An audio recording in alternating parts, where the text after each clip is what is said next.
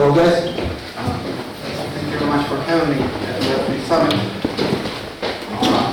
So it's a pretty generic topic, so let's talk about Web3.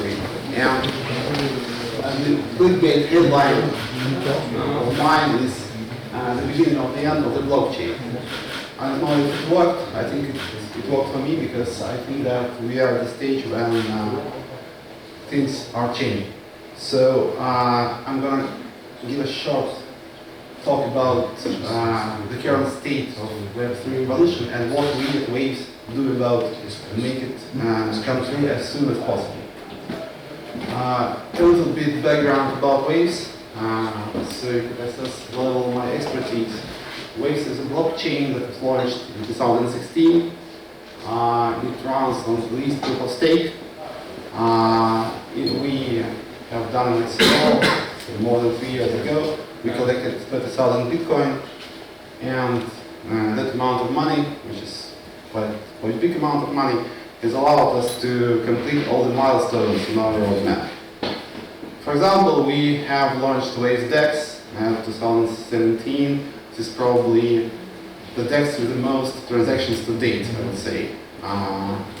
It's been live since almost 2.5 years. It's very well tested, and it's quite popular. So we have always been trying to present the concept of blockchain for the people, to make our technology as accessible to general population as possible. So we made certain features very easy to use. For example, token issuance, you can issue a token in a matter of seconds. So there is some tools integrated onto the platform, such as mass distribution, airdrops, and stuff like that. So it's like a very versatile Swiss Army knife or blockchain platform. It contains everything, going from the bottom, from the low-level protocols, which is called Waves NG. It's a generalization of Bitcoin NG. It allows us to support up to 1,000 transactions per second currently. And upwards to browser extensions, Waves Keepers, we called it, something like MetaMask for Waves. So we have everything. We complete the system which contains everything. And now I would like to talk about what we are trying to do to make Web3 revolution come true, and some background about our understanding of the current stage of this revolution will be in place. So what basically stops Web3 from becoming a huge wave, huge tsunami that sweeps us all together and brings us towards the better future? Let's compare, for example, Web3 to Web 2.0.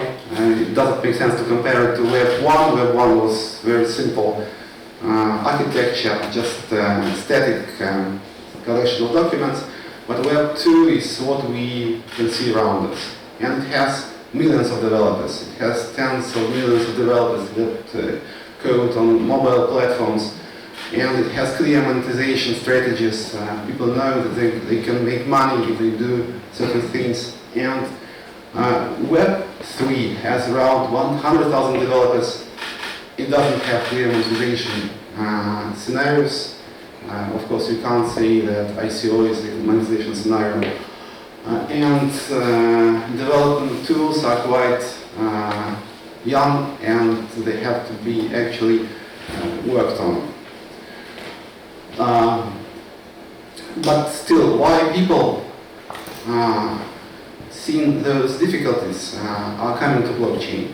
They don't really know whether they can make money. They don't know whether they can sell their product. I think that the ideology behind blockchain is what really attracts people. And this ideology of replacing social consensus with a technical one is something so groundbreaking that even without clear monetization plans and clear business models, people still are flocking to the blockchain development. It's a very noble goal to make your code the law of social interaction, and it excites a lot of people. But when they're coming to blockchain platforms, what can they see? They can see a very basic system, something like from computational perspective, something like what the X-Spectrum was at the beginning of the 80s. So it's a very computationally limited system, and development tools are not very good either.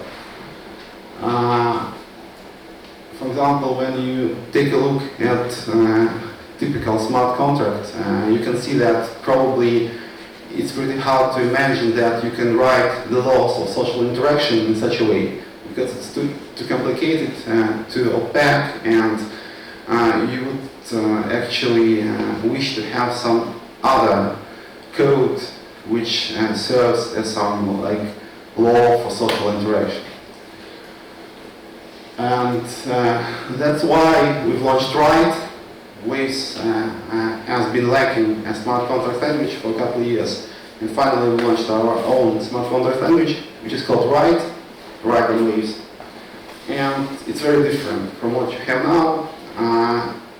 It's meant to be as close to blockchain ideology as possible. So, for example, it doesn't have loops. It's non-Turing complete.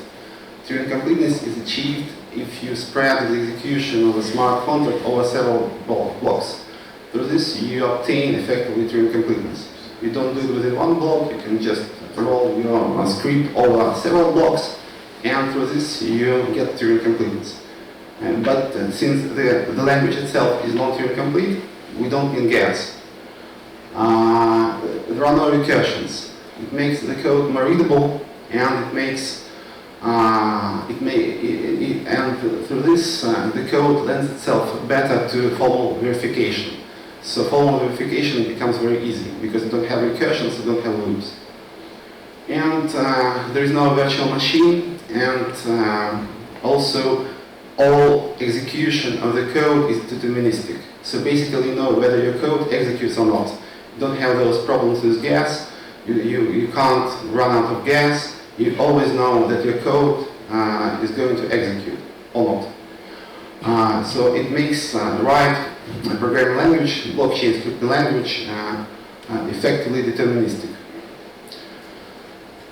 And it's very easy to use. It makes time to market or coding an MVP really easy. For example, the head of our community has coded an algorithmic stablecoin while going from St. Petersburg to Moscow in 4 hours.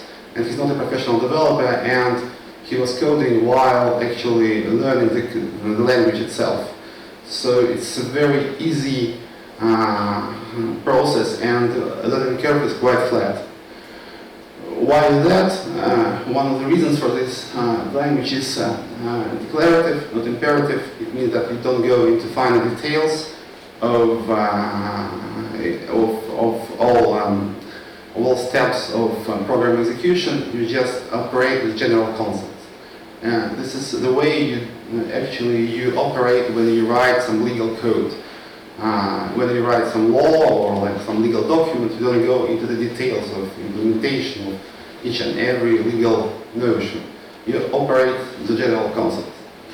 That's how it works with us. So this language is probably closer to those magic language of future blockchain technology, which will enable the code as law rule.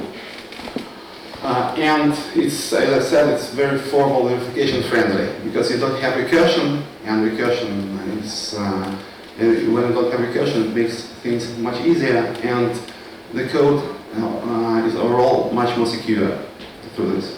No gas, no recursions, no virtual machine, and you can have the same features that you have, for example, in Ethereum, but in some different way, because you have to spread your code over several blocks. This is the main difference between our approach and current approaches. But since you have no gas, it's a real game changer in my opinion, because it changes things a lot.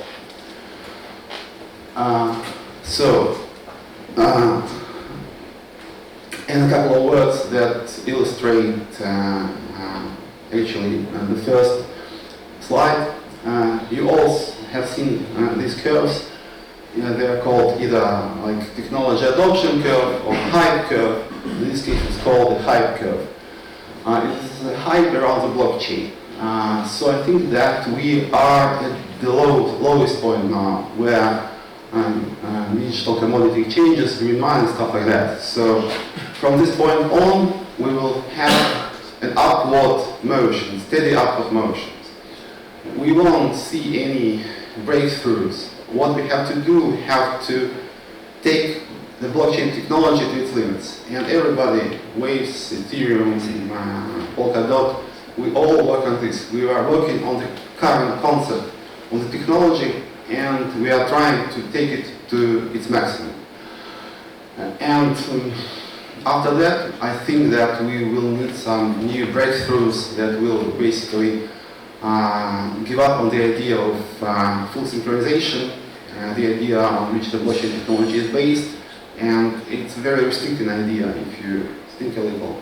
Full synchronization restricts the technology, and even if you do sharding, you start from full synchronization, and this limits technology on a very basic level. So the next step of development will need some other mechanism and some other tools.